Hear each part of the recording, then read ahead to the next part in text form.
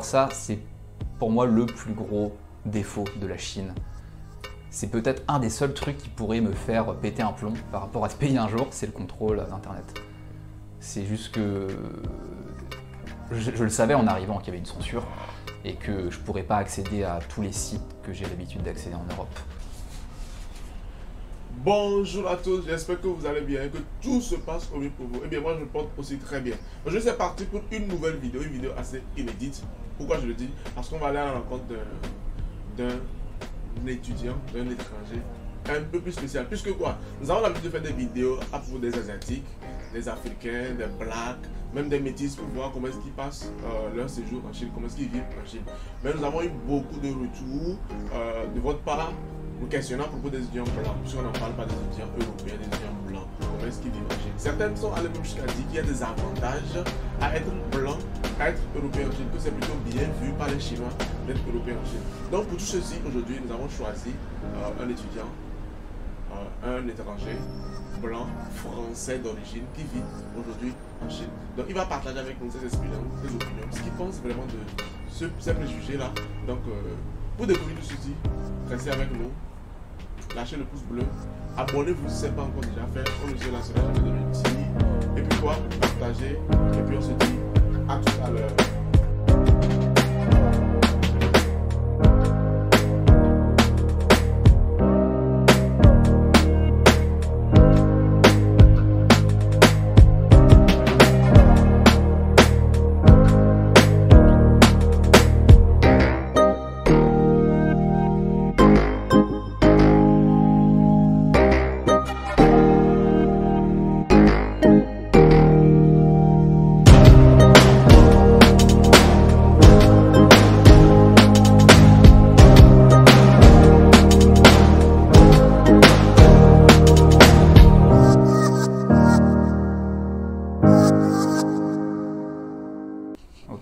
Salut à tous, je m'appelle Jean-Baptiste, du coup je suis français, j'ai 30 ans. Donc moi je suis en Chine depuis 2 ans déjà. Donc j'étudie à Fuzhou, à l'école de Fuzhou, l'université de Fuzhou, donc j'apprends le chinois, je suis uniquement étudiant en chinois. À la base j'étais pas censé faire ça, vu que j'ai fait pas mal de choses avant, j'ai fait beaucoup de choses, beaucoup de métiers différents. En France j'étais boulanger. J'ai travaillé dans des fermes, j'ai travaillé dans plein d'endroits, donc j'ai pas mal voyagé, où du coup d'un côté je travaillais, d'un côté je voyageais. Ça me permettait de... donc l'argent que je gagnais en travaillant me permettait de voyager comme ça. Et donc je suis arrivé en Chine en 2018, en septembre 2018, un peu dans cette optique-là de continuer à voyager, de travailler dans un autre pays. Et donc à la base je devais commencer à travailler dans la boulangerie, mais ça s'est pas passé comme prévu. Et en parallèle du coup j'apprenais le chinois, j'ai commencé à étudier cette langue-là, ce qui m'a beaucoup plu. Et du coup, finalement, j'ai continué. Donc là, ça fait 2 ans que je suis en études et que je continue ce diplôme, ce bachelor en langue chinoise.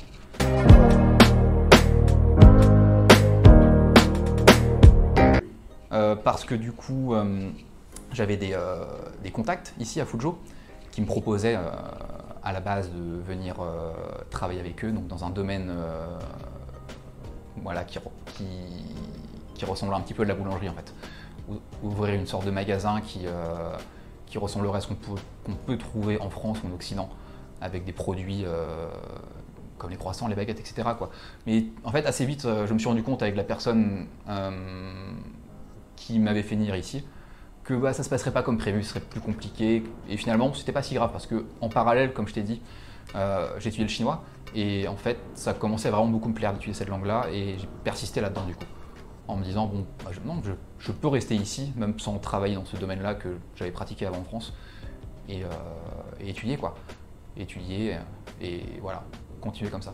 Après, par rapport à la Chine, je savais que ça me plairait, sûrement, que j'aurais pas de soucis avec ce pays, parce que j'avais déjà été à Taïwan avant, qui ressemble beaucoup à la Chine, et j'ai déjà passé quelques étés à Taïwan depuis 2015, 2016, 2017. Je suis allé 3 fois à Taïwan, puis en 2018, je suis arrivé en Chine. Donc, ça se ressemble pas mal les 2 pays.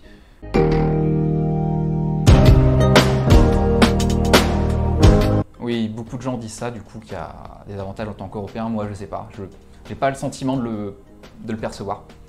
Je sais que oui, non, les Européens sont bien vus. En tant que Blancs, du coup, on est plutôt bien vus, je pense, en Chine. Et ça fait plaisir, enfin je sais qu'il n'y a pas de problème de racisme envers les blancs, ça c'est évident. Alors dans d'autres pays que j'ai fait auparavant, par exemple je vais prendre l'exemple de l'Australie.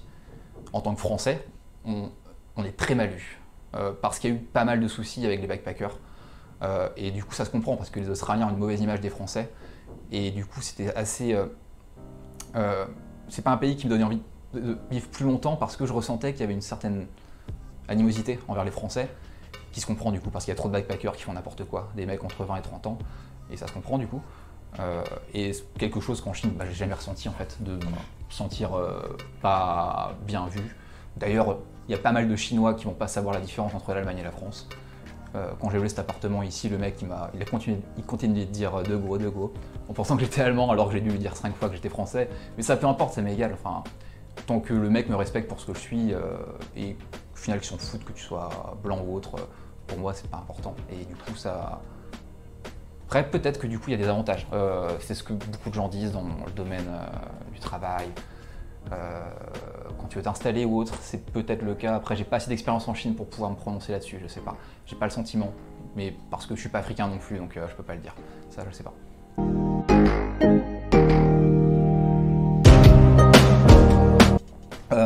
Je pense pas que c'est du racisme en fait. Du racisme, je pense que faut vraiment aller en Europe, aux États-Unis, pour plus comprendre ce que c'est. Peut-être pas, je sais pas, c'est une question compliquée, mais je pense que c'est surtout de la méconnaissance en fait. Du fait qu'il y a très peu d'étrangers en Chine, c'est encore le cas. Si tu regardes, on est tellement dilué en fait en tant qu'étranger en Chine, sur les proportions, sur les 1,4 milliard de Chinois qu'il y a. Et je sais pas combien d'étrangers il y a en Chine. Il y en a quelques-uns, hein, du coup il y a beaucoup d'étrangers si tu regardes en termes de nombre. Mais on est tellement dilué sur la population chinoise que il y a beaucoup d'endroits en Chine où ils n'ont jamais vu d'étrangers. Et forcément, s'ils voient des étrangers, ils vont être curieux, ils vont te regarder un peu plus que n'importe quel Chinois qui passe dans la rue. Et ça, c'est normal, il n'y a pas de souci. Après, j'ai jamais ressenti... si par exemple, pendant le Covid, pendant la période du Covid, il y avait pas mal d'endroits où les étrangers où ils ne pouvaient pas rentrer tout simplement. Donc il y avait des centres commerciaux où si tu étais étranger, tu ne pouvais pas rentrer dedans. Moi, pour trouver un appartement, j'ai loué cet appartement pendant la période du Covid, justement, et ça n'a pas été facile. Mais du coup, c'est juste de la peur et des fois de la méconnaissance, ce genre de réaction que les Chinois peuvent avoir. Du racisme, je pense pas. Sinon, il y a beaucoup de curiosité. Ça, c'est sûr, ils sont très curieux. Même s'ils vont être timides au début, si tu arrives à parler un peu la langue et communiquer avec eux, ils vont être curieux et ça se passe bien, généralement, il n'y a pas de souci.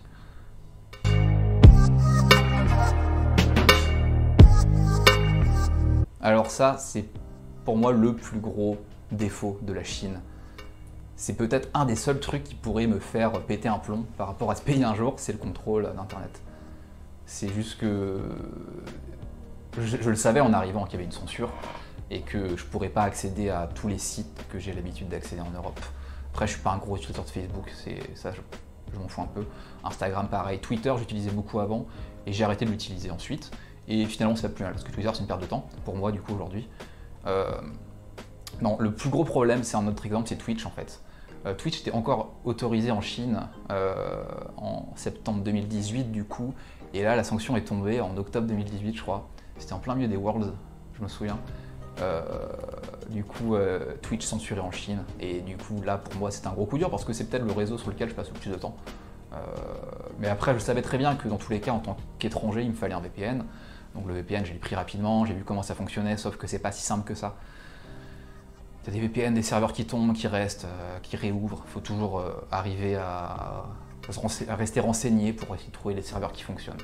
Donc c'est une tâche assez ardue, mais ouais, on fait avec, de toute façon, il n'y a pas le choix. Hein. Voilà.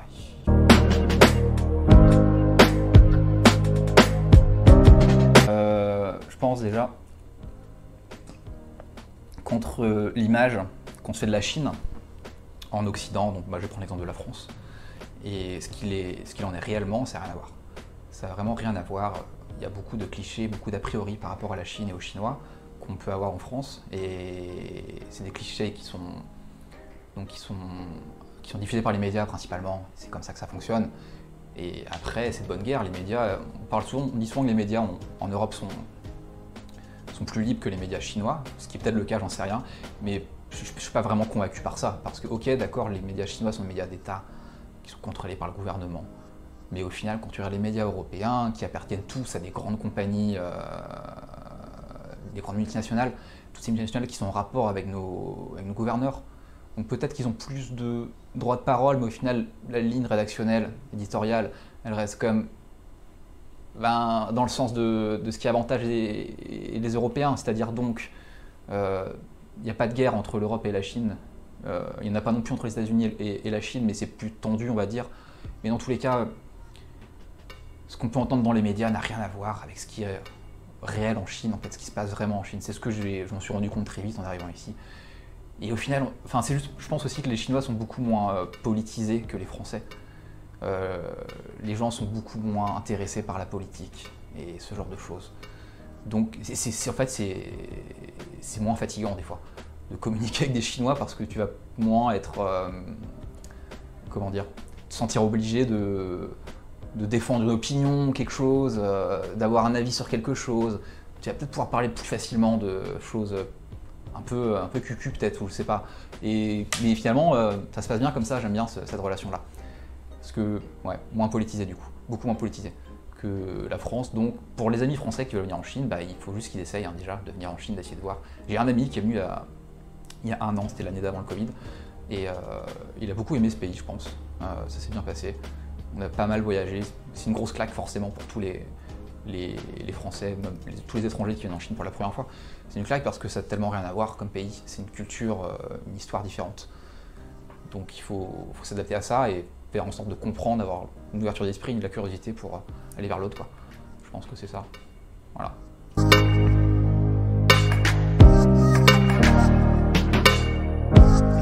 Merci à toi.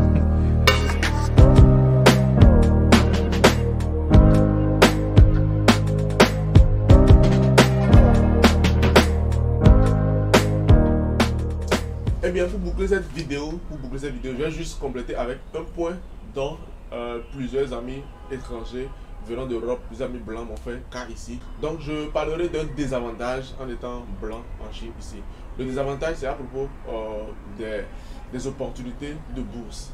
C'est bien vrai que les étrangers, les blancs, sont les bienvenus ici en Chine pour étudier. Mais pour les octroyer une bourse, pour voir un financement venir étudier en Chine, c'est beaucoup plus compliqué parce que les Chinois estiment que les Européens, les blancs, ils sont financièrement plus aisés que les Africains ou les Asiatiques. Donc c'est très compliqué à un Européen d'obtenir une bourse financière pour venir étudier en Chine. Par contre, étudier à leur propre frère, c'est beaucoup plus fréquent. Sinon, les Africains, on sait que les Africains, les Asiatiques ont une facilité à obtenir ces bourses financières. Donc, pour nous dire que ce n'est pas toujours aussi rose d'être blanc en Chine, il y a quelques avantages. C'est vrai que la majeure partie des étudiants blancs sont bien traités en Chine que les étudiants africains. Mais il y a ce côté que je voulais relever avant de boucler la vidéo. Donc, comme d'habitude, on se voit la prochaine fois pour de nouvelles aventures. C'était Hugo, portez-vous bien et puis bye.